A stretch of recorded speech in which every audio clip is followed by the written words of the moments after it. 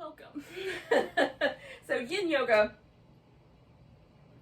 is going to be it's a long, slow practice. We're going to have some poses that are as short as around 3 minutes, but some that are really luxurious, held for a long time tonight.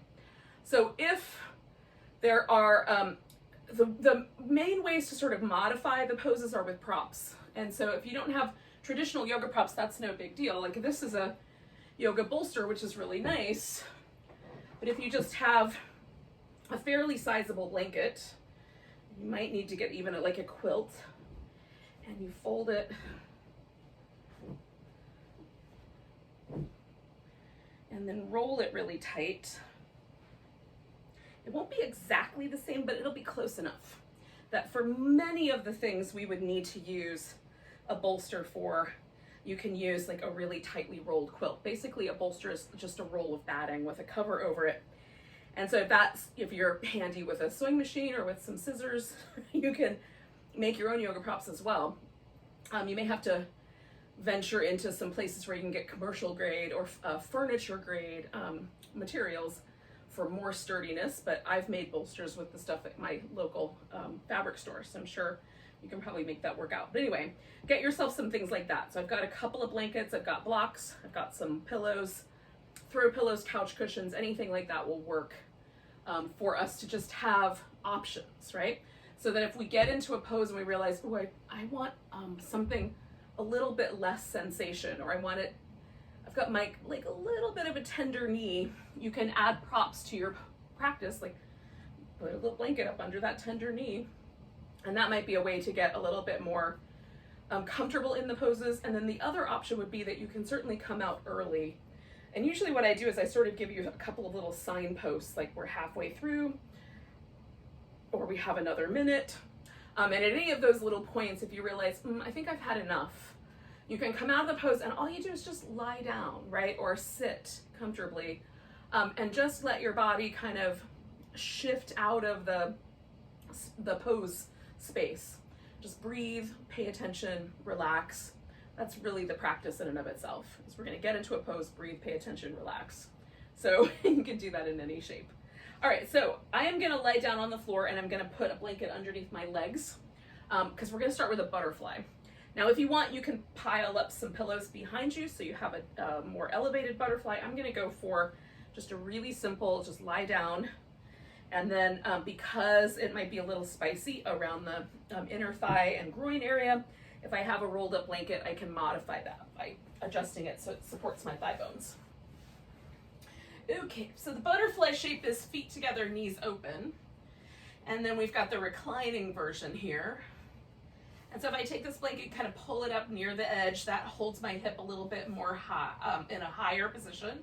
If I move the blanket out a little bit, it's a little bit lower. So you can fiddle with the props, and you can use blocks or pillows as well underneath your legs, or nothing. You can have no props at all and still do this practice. I like the props just because it makes it a little softer and a little nicer. And then we're gonna stay with this guy for a while, a good 5 or 6 minutes.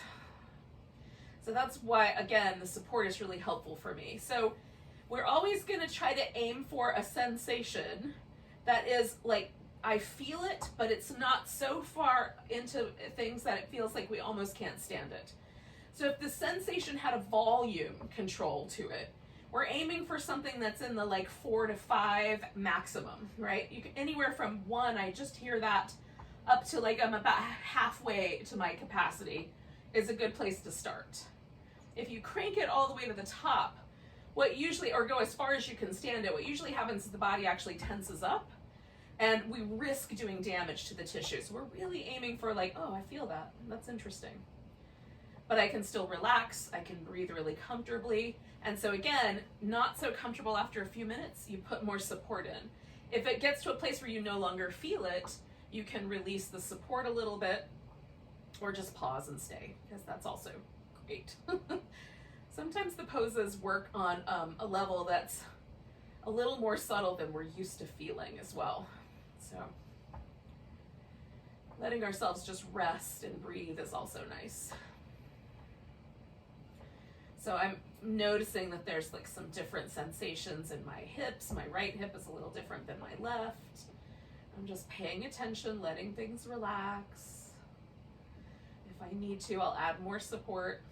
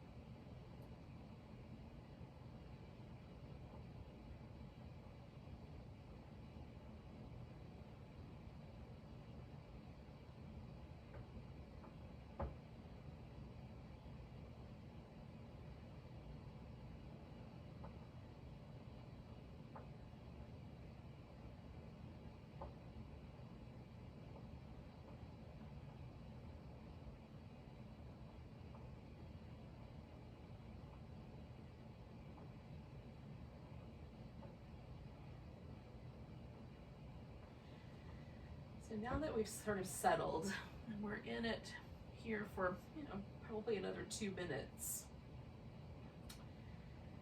it's a nice opportunity to just sort of just be present and a little bit, if you can, sort of start to sort of get yourself into a place of sort of gratitude or a mindset, a heart set of just being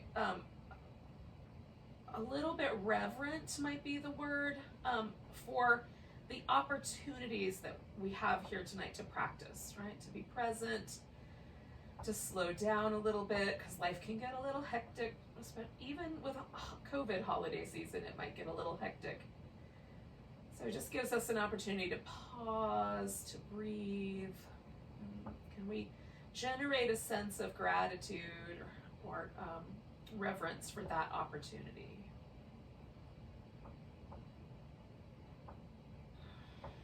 Opportunity to just put down all the responsibilities for a little while and be here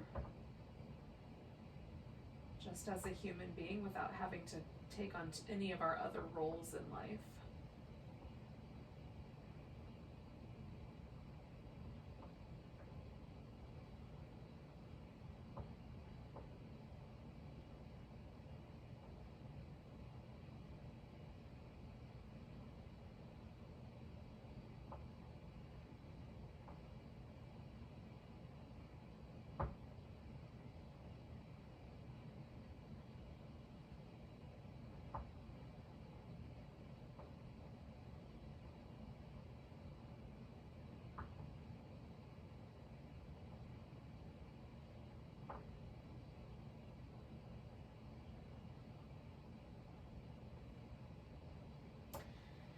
I'm gonna take a nice big breath, and I'm gonna just sort of straighten out my legs rather than bring my knees together, but you can certainly bring the knees together, and then just with the legs straight, I'm gonna give myself an opportunity to sort of stretch out, move around a little bit. We're gonna do a spinal twist, and there'll be a couple of options for that spinal twist. I'll give you 3 different options. So we're not going anywhere. Like, we're staying on our back is basically what I'm trying to say. So move around, but mostly stay on your back. Sometimes it takes me a second of to stop paying attention to my yoga pose and remember what it was I was going to say to you guys. It's the danger of this kind of situation where I'm practicing with you, because I zoom off into my yoga space inside my head. Okay, so I'm going to demonstrate each of the 3 twist options. So the first one is to leave one leg straight and then just bring the other leg over. And I like for this one to use something like a stack of blocks or a pillow or stack of pillows, if you don't have a big tall pillow, just so the top leg has somewhere to rest. So one leg is straight, the other leg is bent and coming over. And for me, this is a more intense version across my outer hip. So if I'm really wanting to sort of target that area, this is a great twist for that purpose. Now, this twist can turn into the cat pulls its tail. To do that, you'll take this leg that's out long, peel it around behind you and grab hold of that foot. Now, if I were going to do that, I would use a strap just because I need a little more room. But that's the idea, would be reach down, grab that foot. And then you have one leg going over in the twist and the other leg coming around and being held in your hand. And then the last option is to take both of your knees. And this pillow is a little too high for me, but I could use a smaller one. And then let the legs kind of rest on the pillow.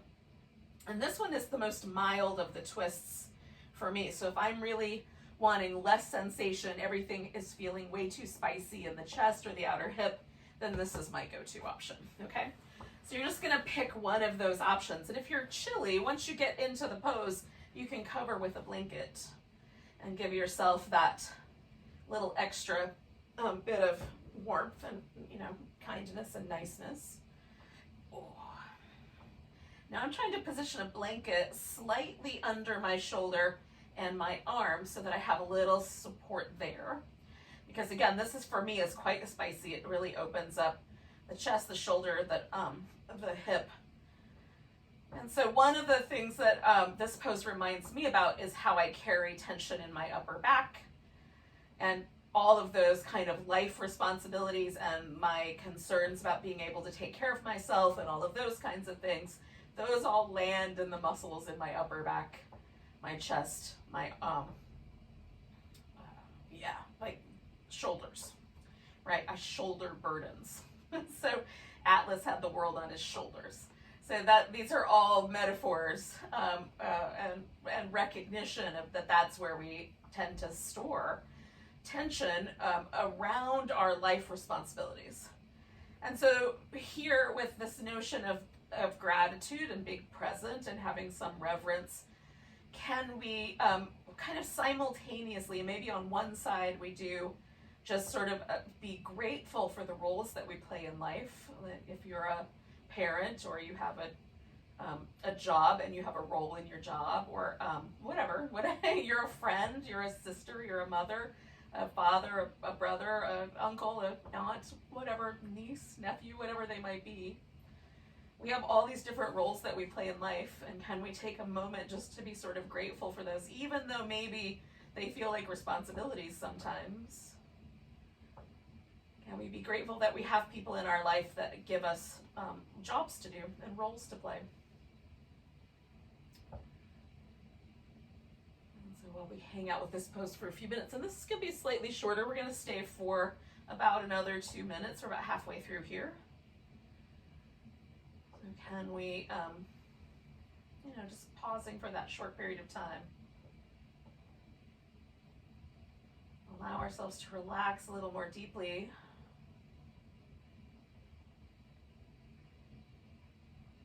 More gently carry our burdens and or responsibilities.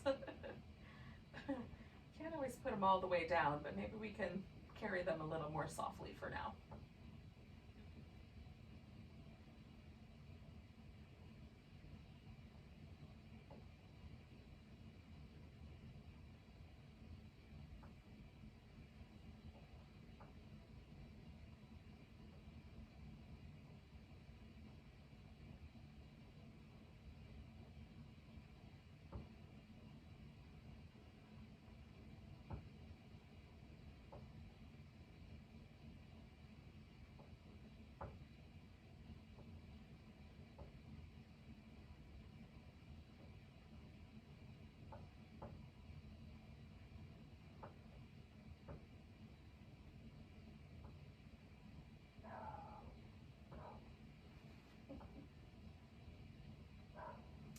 I'm going to take about 3 more big breaths here.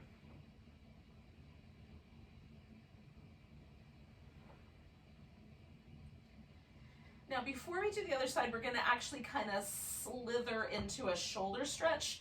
I'm going to stretch the same shoulder. So the left shoulder for me is the one that's had the intensity. So what I'm going to do is reach my arms up and essentially undo the twist and then roll onto the belly. I'm going to have to adjust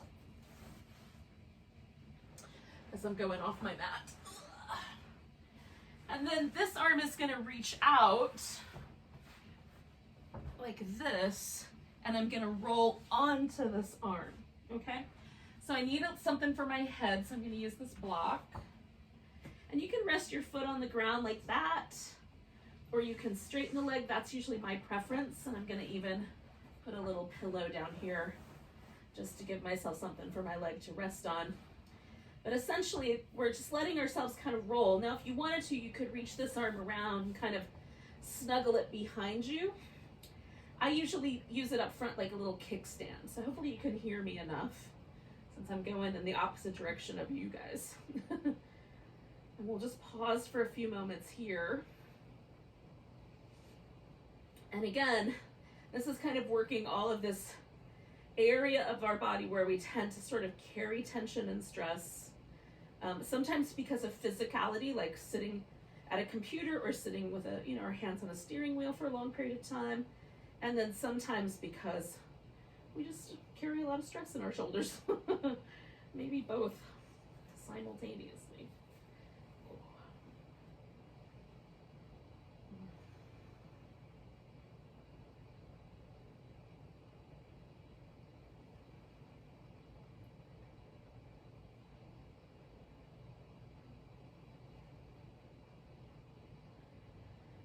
And can we just soften in, become a little more receptive in these little areas where a lot of tension kind of winds up.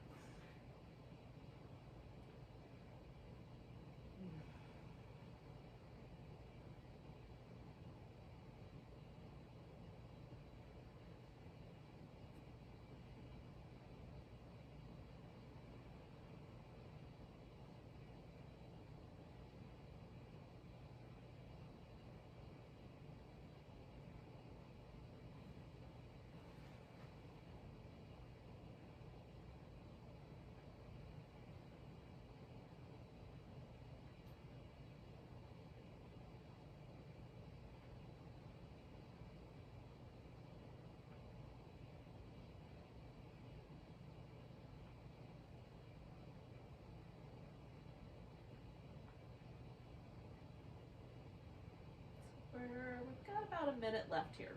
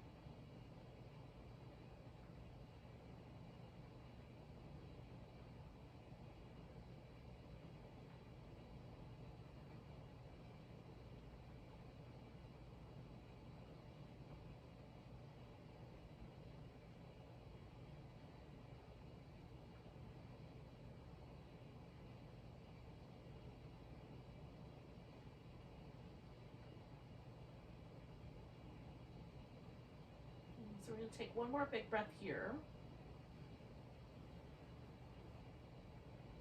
And then essentially I'm going to roll out of this, basically just right back onto my back. Slowly. Oh, taking my time. Oh, I've got to move some stuff out of my way on my journey back onto my back.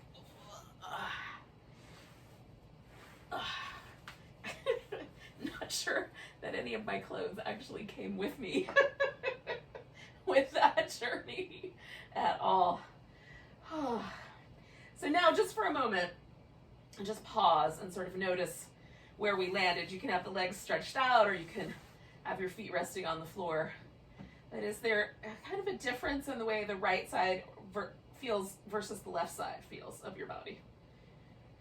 And then is there any, so if you notice any sort of numbness or uncomfortable tingling or burning or anything like that in your fingers, that means that your arm was positioned in a way that we were kind of pinching on some nerves. So when you do the second side, you want to probably lower your arm a little bit. Some people it's higher.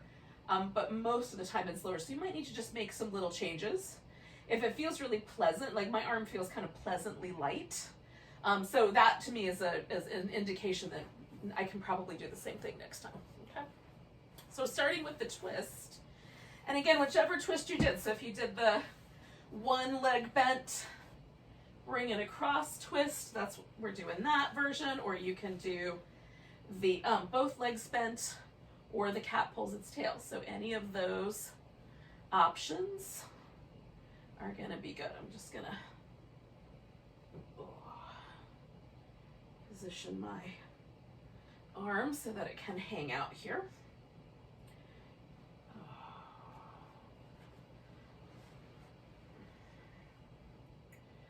And then we're gonna settle in for a few minutes.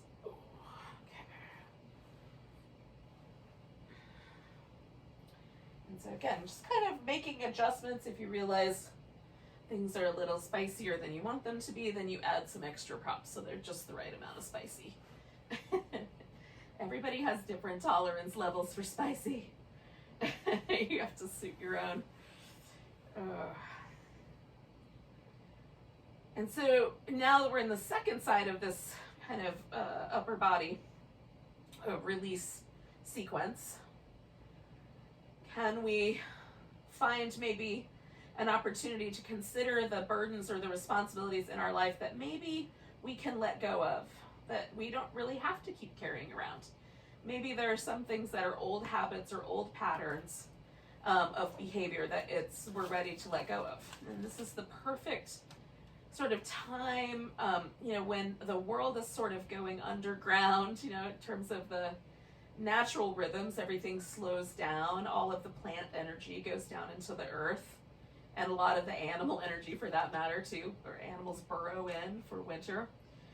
So can we sort of give ourselves this opportunity to consider those things, those burdens and things that we might have added to our plate that we're ready to let go of, that we can leave behind as we journey underground for the winter.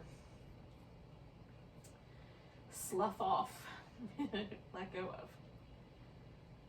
And you can even have like a little mantra with the breaths. You can inhale and consider the word let. And then exhale and consider the word go.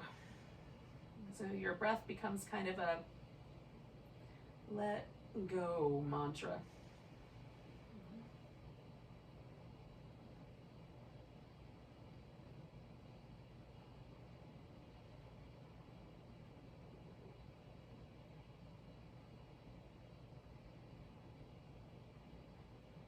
Maybe all you're going to let go of is just the tension from your body that you habitually carry.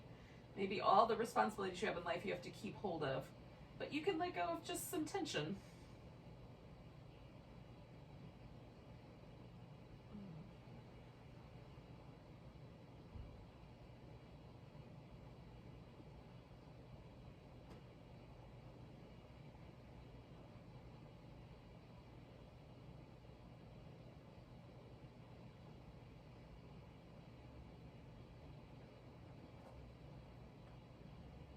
Hello.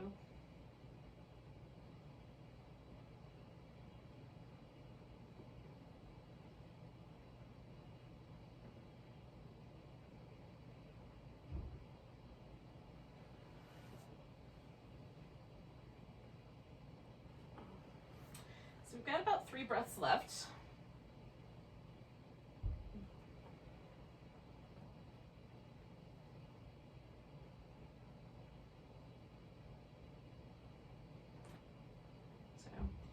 One more big inhale where you are. And then we're going to come out of here, and again, we're going to kind of roll onto the belly. So I'm going to take this arm with me all the way across. And then that's going to become the arm eventually that I roll onto. So I'm stretching that arm out to the side, rolling myself over. I've got the wrong props in my way here.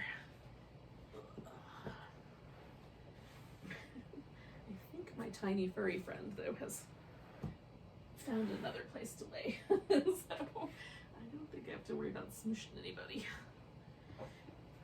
Okay. So, again, you can put your foot on the ground, or if it's just nicer to extend your leg out, I'm kind of weaving mine in between plant stands. Ugh. Adjusting that arm, having a little place for your head to lay. And then again, this arm can kind of snuggle around behind you for a little bit more opening in that shoulder, where I just kind of use it like a tripod, just so it gives me a place to sort of lean. So if I need to pull some of the pressure away, I can let myself roll forward and I'm not going to fall too far. Oh, because this can be a spicy one for me. So again, some let go mantra with the breath, where you don't even need to worry about those words. Eventually, if you just keep doing it, your body will get the message.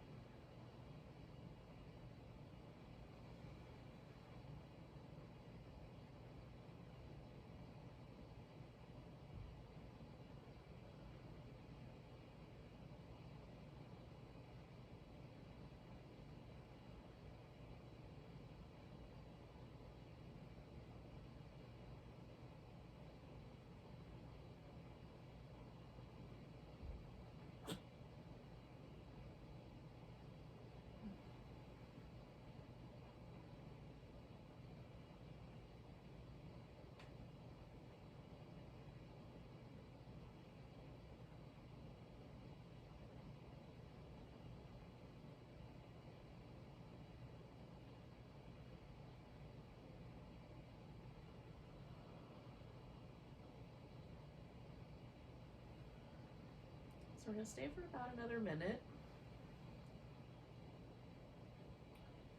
As a team, as I said at the beginning, you can certainly, change your mind. You don't have to stay as long if you want to come out a little bit earlier, because it's better for you to do so.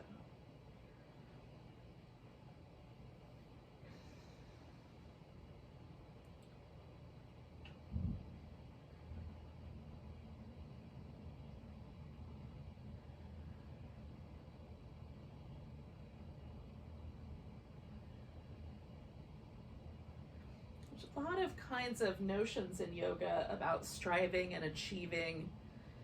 There's all kinds of tricky poses and kinds of hypermobile, contortionist sort of notions that have accompanied yoga for many, many, many years, for a variety of reasons. But one of the things that we're trying to sort of shed, one of those responsibilities, if you will, that we're trying to shed from yoga in general, now in modern time, and definitely for Yin, is this notion of achievement or of striving, and instead trying to come into a more Yin kind of relationship to the practice, which is one of allowing or accepting or surrender, so that it's a very different way of approaching being willing to accept the present moment instead of striving for a present moment. So we're going to take a nice big breath, and then we're going to come out of the sky. And again, just go slow. We're going to wind up on the belly for a sphinx. So we don't have to make that whole revolution to the back, but you can if you want to just return there for a little bit. And I like to give my arm a little shake, a little jiggle. Okay, now,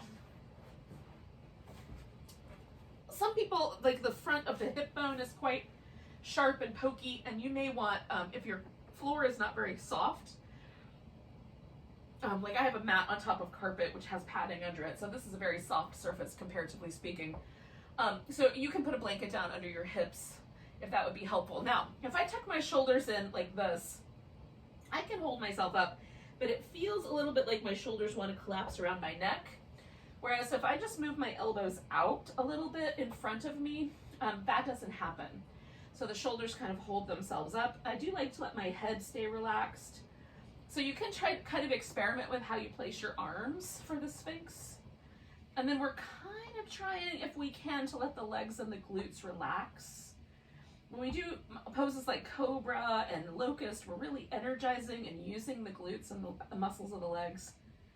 But for the purposes of yin, we're trying to allow the low back to have a little bit of compression. So if it feels like it's too much, you can come to the crocodile, which essentially just rest your forehead or your chin on your crossed arms. So it's just a little teeny baby back bend.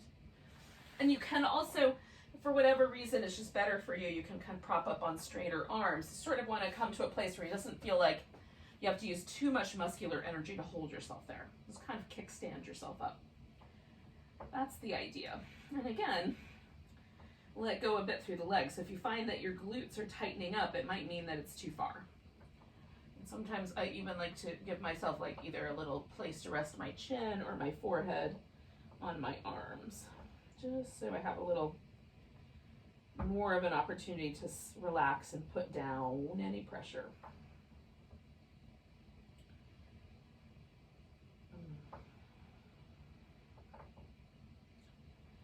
So the reason for the back bends, in general, back bends open us up in the front. And for the purposes of this particular notion, why we're hanging out with a back bend like this one, is this notion that putting mild stress on the bones in the spine will help those bones continue to build bone strength. So that's the idea, that when there's a mild amount of compression, and you want it to be mild, so it doesn't go into the disc as much as it sort of translates itself towards the bone. If it's too sharp, we're going to pinch discs and things. So we want it to be really gentle compression, not too intense. So we're allowing the muscles to relax so that we can check in and see, is the compression enough or too much? So we're in our last minute here.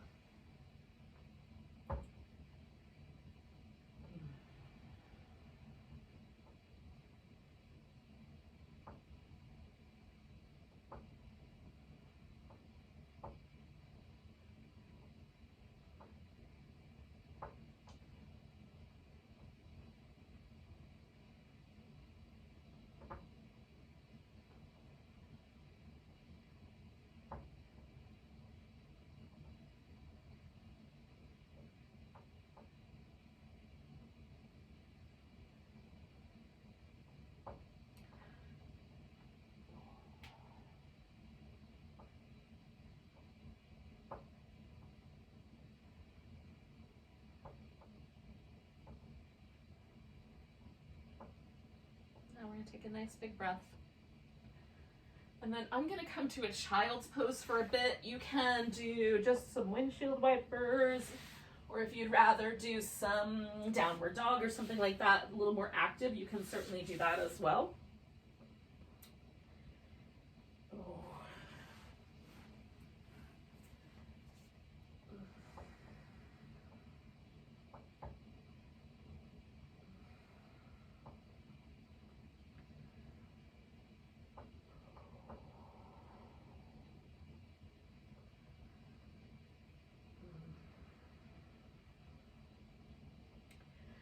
So we're going to start with a swan.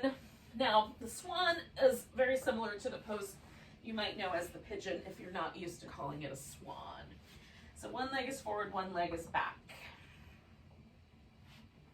The leg in the back can be, for our purposes, all the way straight, or you can sort of give it a little bit of a bend if that's going to be better. Again, we're holding this for a long period of time, so we want it to be as approachable as possible. You can also build up some support, put some blankets, other things up underneath your hip, or underneath this thigh, wherever you might need that extra support. I like to go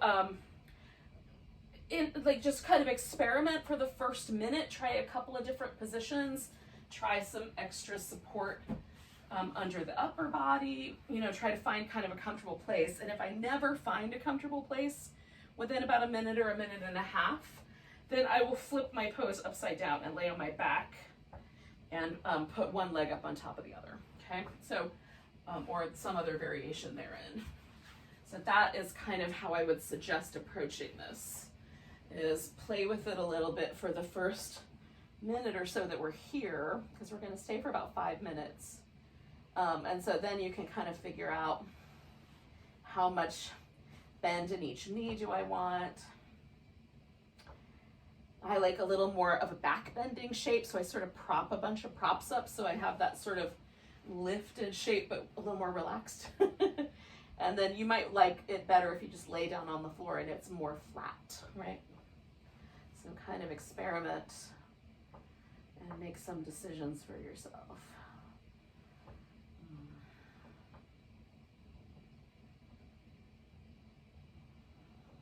And we'll stay a while.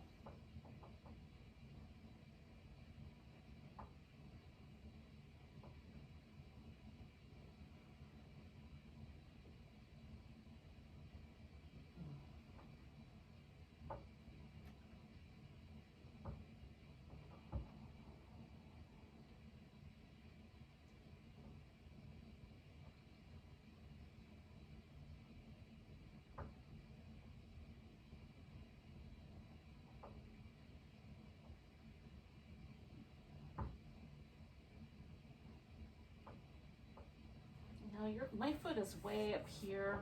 Your foot could come much, much closer in towards your hip as well. Doesn't have to be in any one particular place.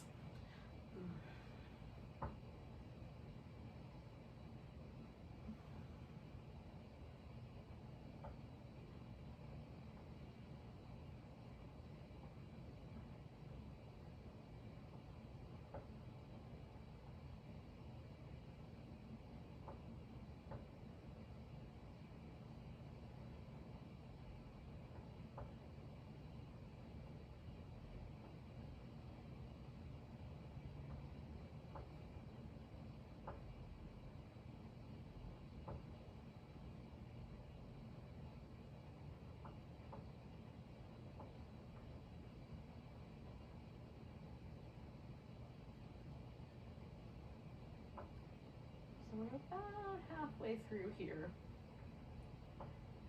And check in with yourself and see, like, are you able to really surrender and let go? Or are you feeling really pushed and really uncomfortable?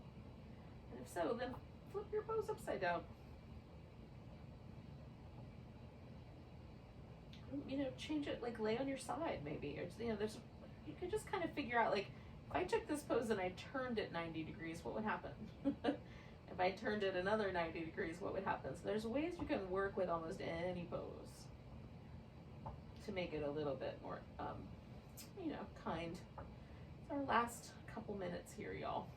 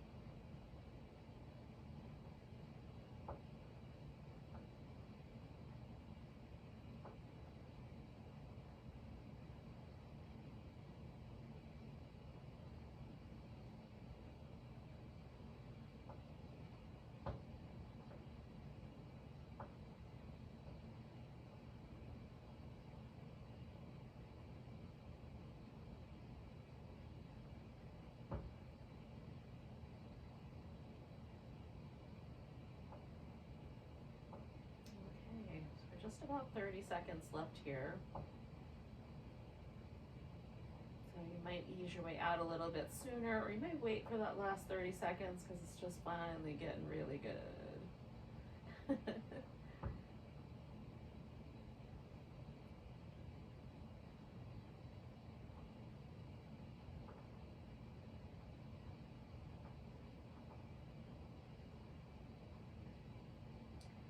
Take a nice big breath. Let go with a big, Now, the leg that's in the back of that one, we're gonna leave straight, but it's coming around like that. So we're gonna make it a half dragonfly, or you can bring it a little closer together and make it a half butterfly. So whichever one of those you like better. I like both. But tonight I like a half dragonfly. It's kind of feeling like a good way to roll. I'm putting this blanket underneath my knee here so it doesn't hyperextend. And then I can pull it up under my thigh a little bit. And then I'm folding straight down the middle.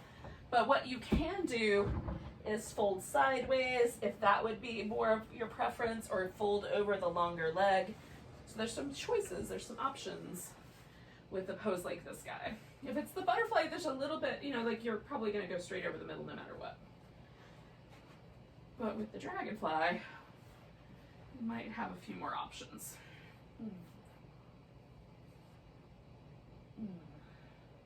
So again, I first start with kind of getting into the shape, and then try to relax. And let myself surrender a little bit into the moment, into the present.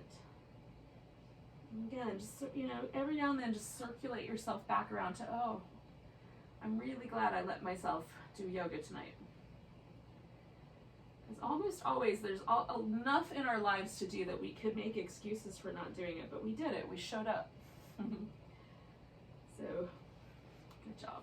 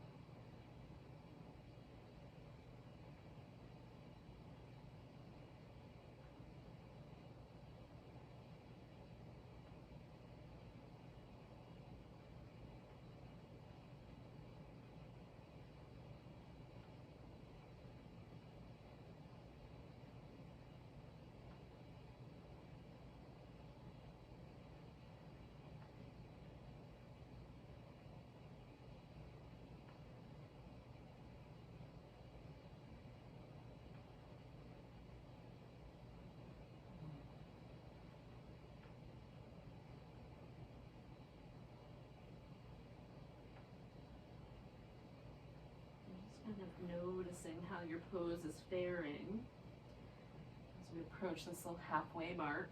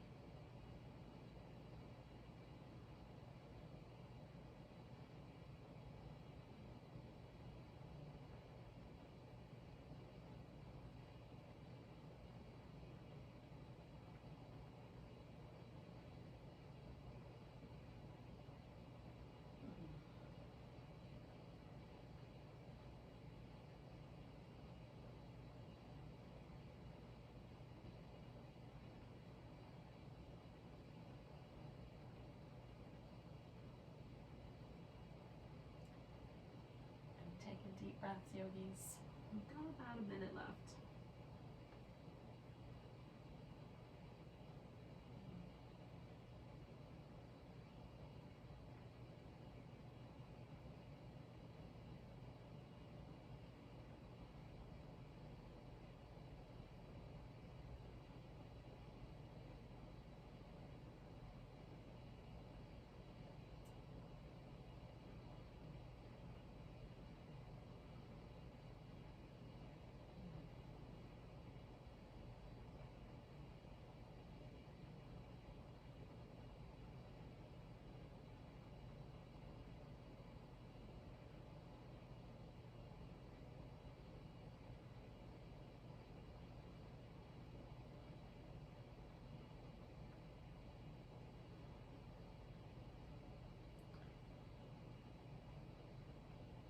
hips, at least in terms of the way the yogis think about the hips, are places that if we're going to store something there, it usually is a little deeper and more like deep emotional wounds or trauma.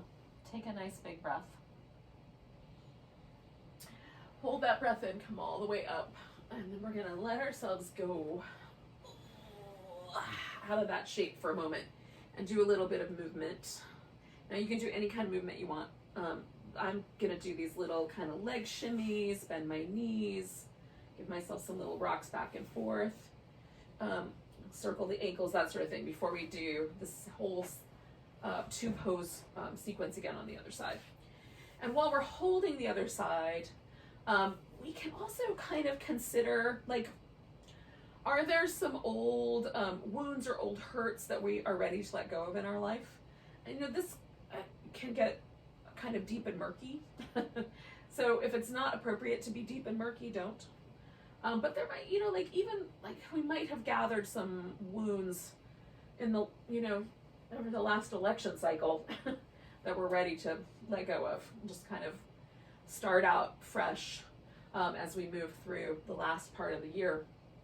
So it can be really any kind of thing like that. But while we're holding these last couple of poses and noticing maybe the inclination to hold tighter or to tense up, can we allow ourselves to adjust the pose in such a way that we can really release, and then also welcome the notion, if nothing else, of letting go of old things that no longer serve us, old wounds, old hurts, old grudges, anything like that that might be,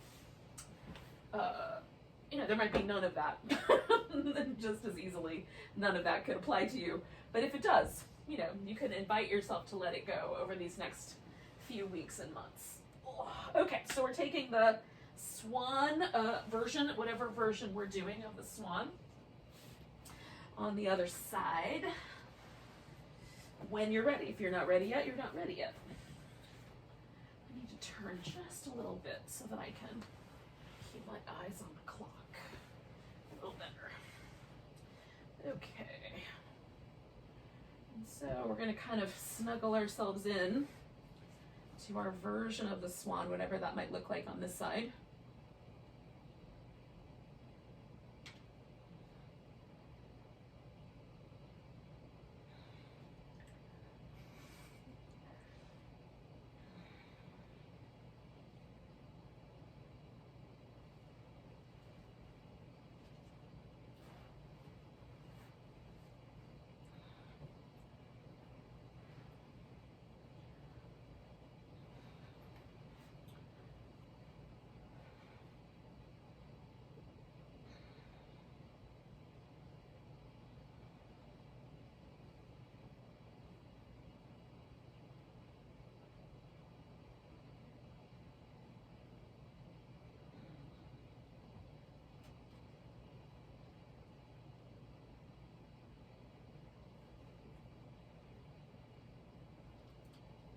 Don't forget some nice, deep, smooth, rhythmic breathing. Breathing is really important for any, in yoga in general, but it's also the single most important component to any sort of emotional moving or any kind of willingness to take ourselves into a direction of letting go of some things like anxiety or stress or hurt or any of those things. The breath is the ticket. Right, and so a deep, smooth, rhythmic breath is the thing that helps us work our way through those things, allows us to release and let go. Breath is an incredibly powerful tool, maybe the most powerful tool really at our disposal. Although sometimes I think these physical postures kind of stir things up a little and make it easier to let them go.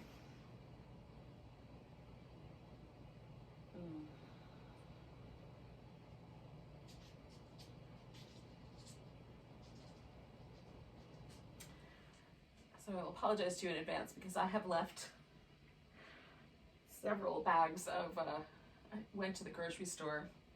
I got home just before this class was supposed to start, and I've left several bags not that far from you, which will now very likely be investigated by a small furry coworker of mine.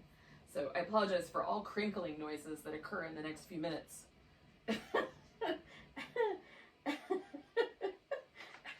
We're probably somewhere in the halfway range on this pose, by the way.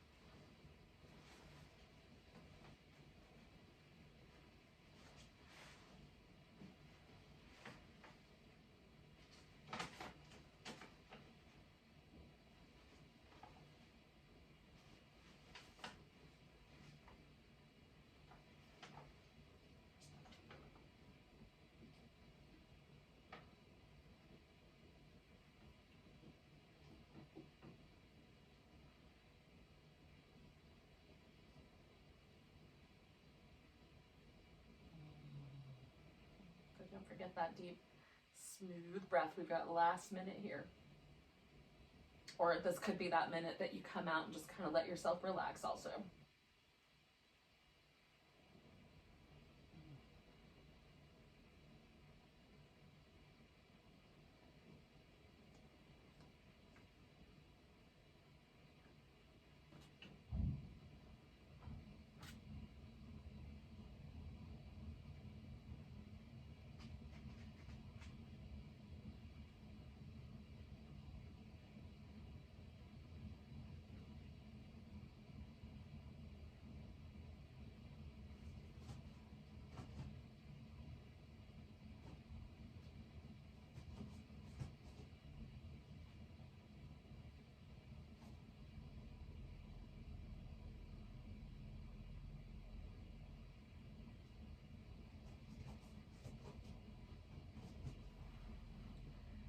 So yogis, we're gonna take a really big breath.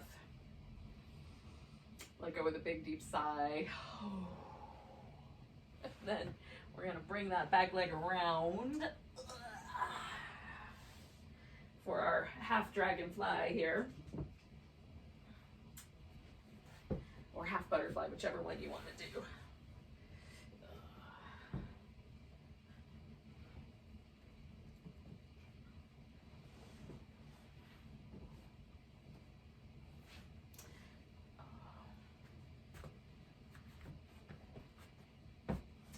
And again, I'm going to go straight down the center, but again, you could do a sideways bend, or you could kind of go over that longer straight leg a little bit more.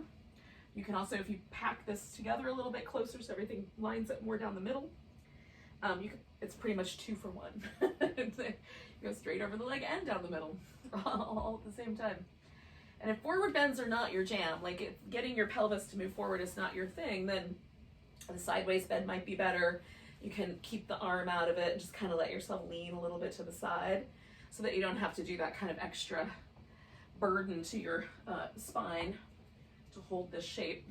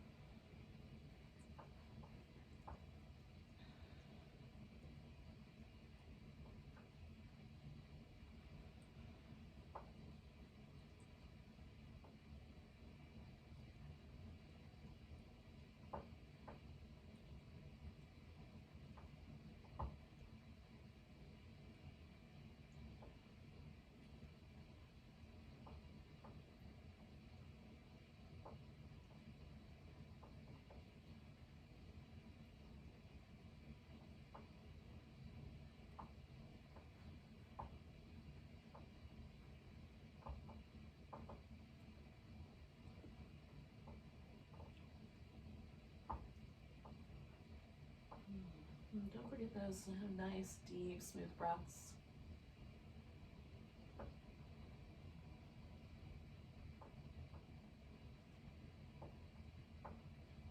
ourselves relax as best we can, kind of into the shape.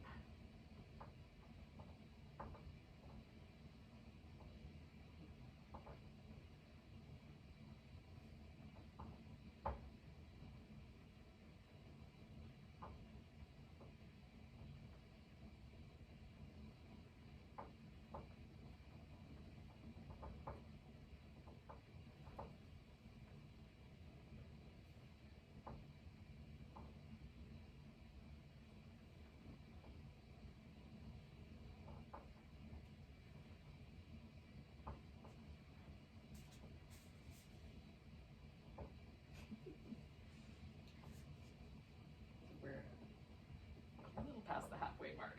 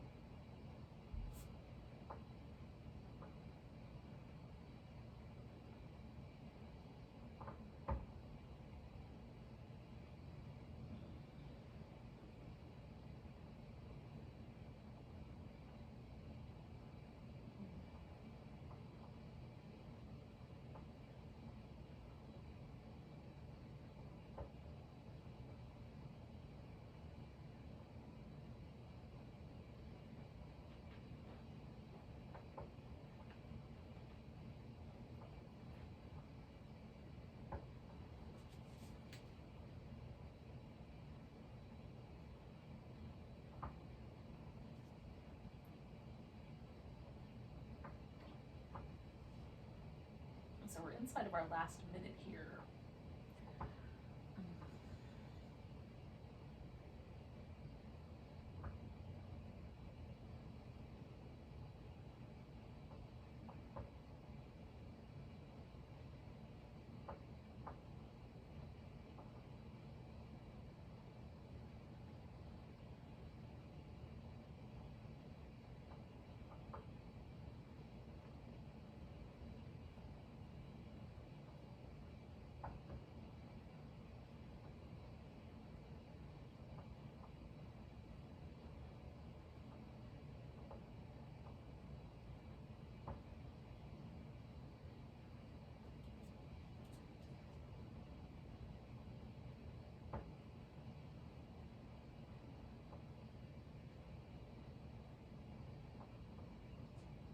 So we're going to take about 3 more deep breaths, yogis.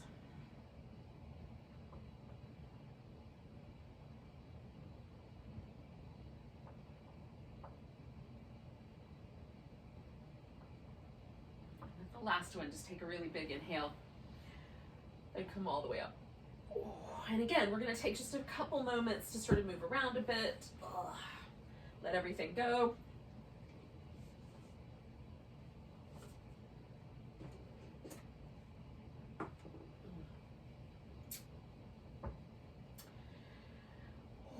Now, you have a couple of choices with the last pose before we kind of wind things down.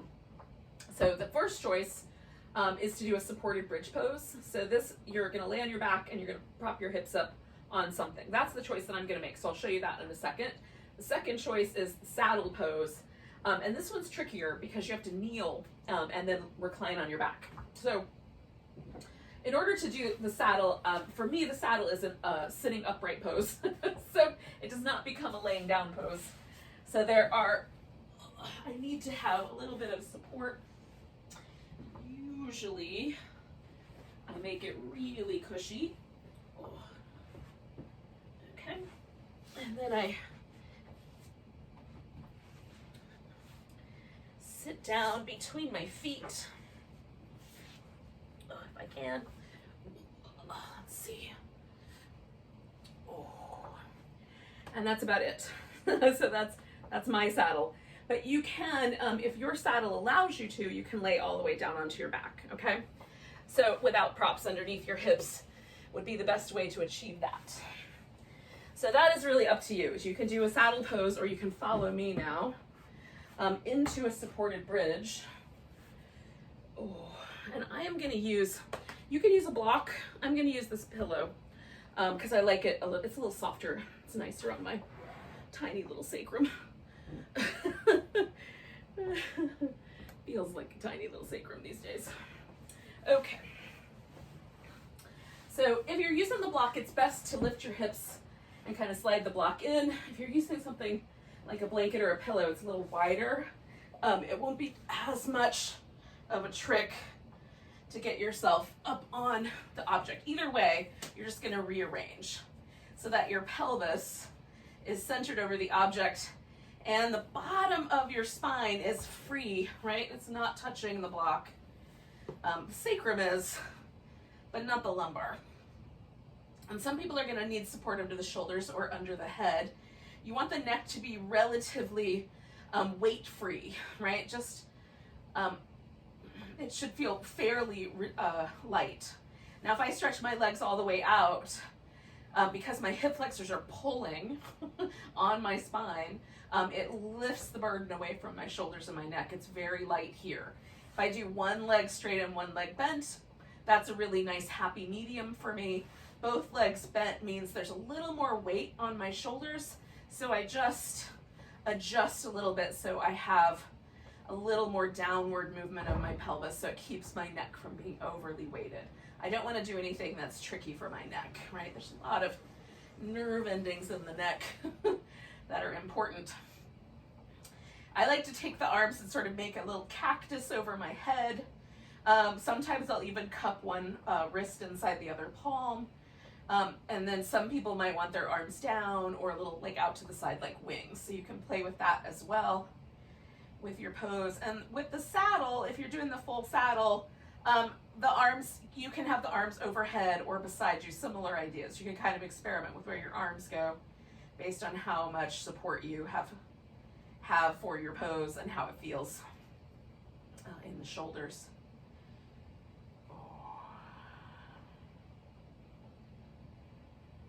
And so once we're going to settle into this pose for a while, and this is about a 4-minute pose. And so we're going to stay for about 3 more, just shy of 3 more minutes. Give us a little bit of time to get settled and then we go.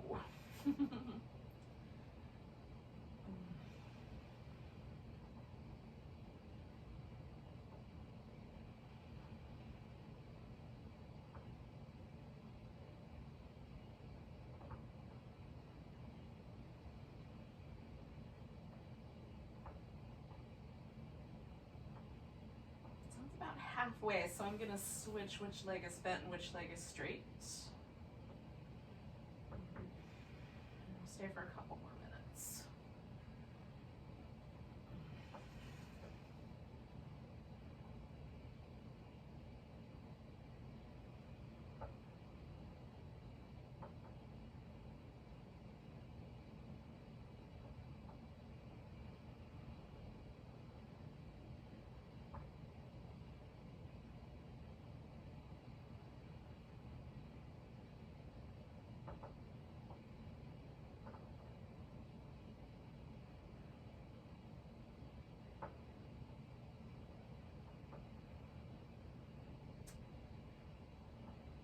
So with this pose could be one that's a little spicier. The saddle for me is definitely a spicier pose. This guy's a little more approachable here, this supported bridge. But bridges are interesting things in general because they kind of, they help us go from one state to another, one place to another. They cross barriers. And so maybe as we hold this for this last minute, we can consider all of the difficulties that we've had in our life and actually find a sense of gratitude for those things that have made us grow and change and that have been obstacles in our path, that have kind of forged us into the stronger human beings that we are because of it. Sometimes I find it easy to be grateful for the sweet things in life. It's a little bit harder sometimes to find the gratitude for those things that have pushed me and made me grow. Usually in hindsight it's not as hard, but I'm really considering the things that are making me grow right now that aren't very comfortable. Can I find some gratitude even in the midst of that process? So we'll take 3 more big breaths with this shape.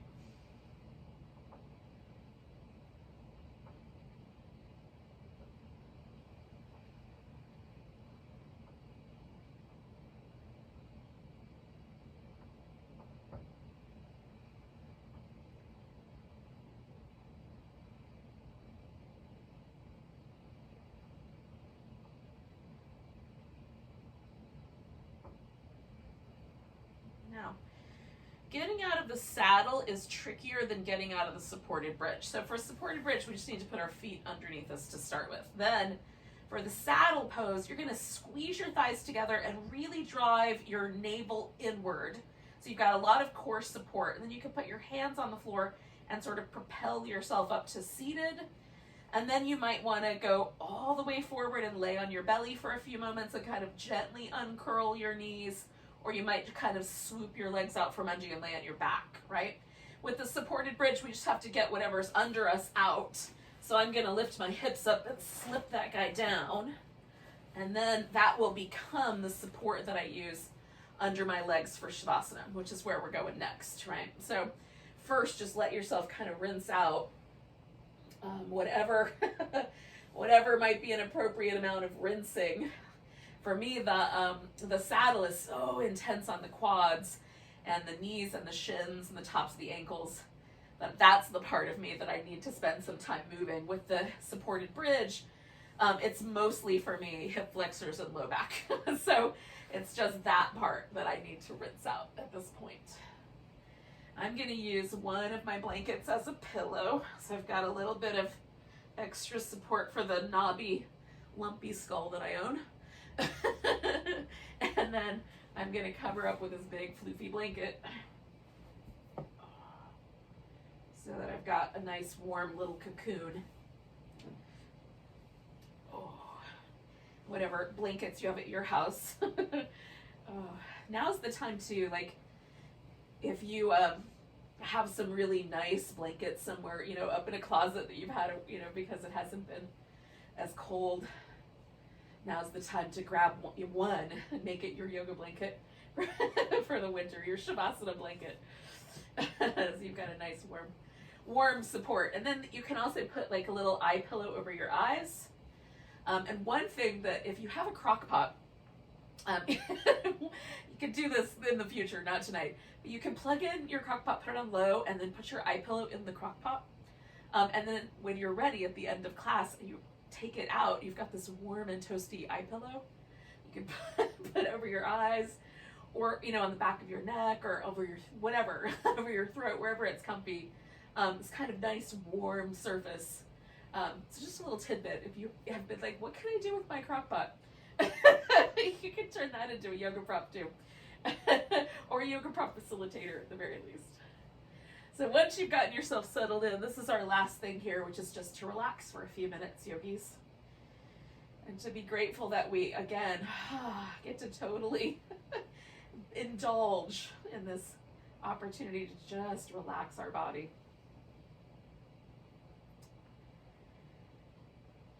Grateful for this feeling of my own heartbeat and the breath coming and going.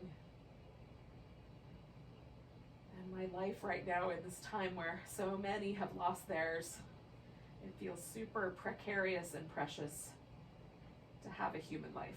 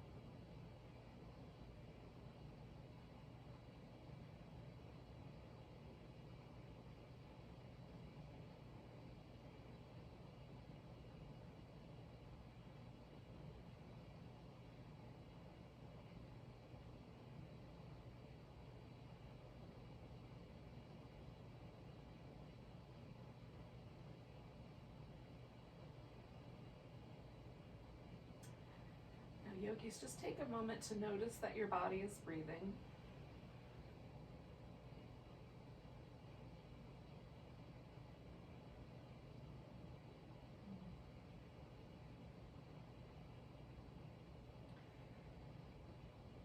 Now that you're back home, take a really deep breath all the way down to your tiptoes if you can. Let it go with a big sigh. And then you can start to wiggle. Fingers and toes and wrist and ankles.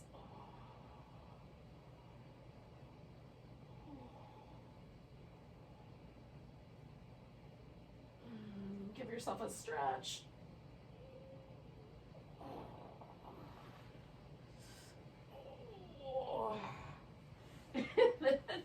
When it seems like a good idea, you can bring yourself up to a seated position.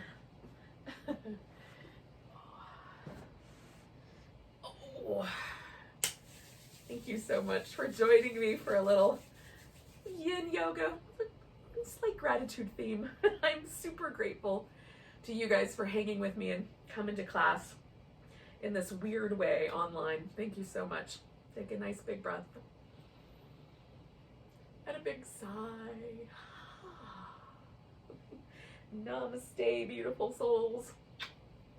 Enjoy the rest of your night or your day, as the case may be.